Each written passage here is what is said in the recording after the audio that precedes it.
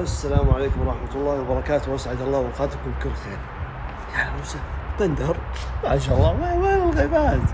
موجود بس خل وين الغيبات، واسمع الموضوع اللي انا جايبه لك استفتاحية بعد هالغيبة. اسمع، اعتزال المعصية ومكانها واهلها فيه عطاء من الله عز وجل، مو بس تترك المعصية لا، في شيء يعطيك الله. وش دليلك؟ من القرآن يا بندر: فلما اعتزلهم وما يعبدون من دون الله وهبنا له.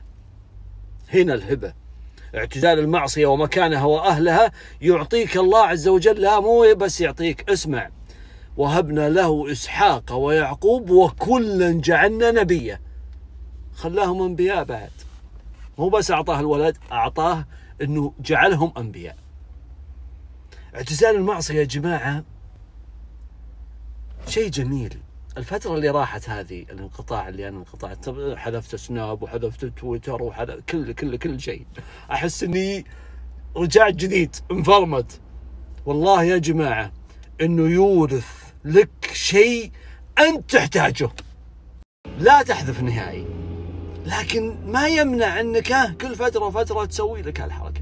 قبل أسبوع أنا رجعت سناب وشفت رسائلكم، الله يجزاكم الخير، ورجعت حذفت مرة ثانية. اي والله انسدت نفسي لاني شفت تعلق.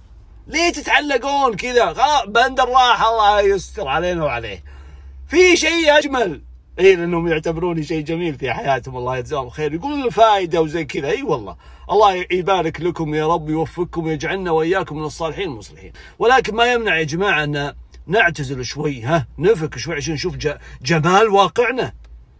مثل هالبرامج هذه تحجب عنا جمال الواقع، ما يمنع شوي نحذف شهر وشهرين.